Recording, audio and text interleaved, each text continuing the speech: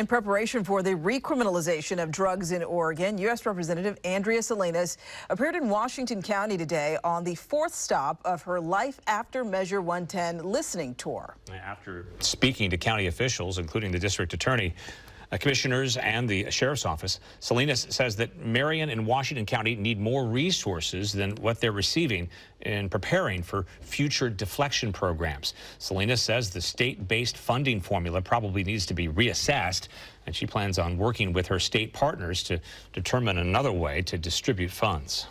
Today, what my biggest, I think, takeaway is that not all counties receive the same dollars in terms of resources, right? And it was based on a Medicaid formula that I don't think actually reflects the need for each county. And I do think like Marion County and Washington County probably need a lot more resources as they're starting to think through what their programs look like.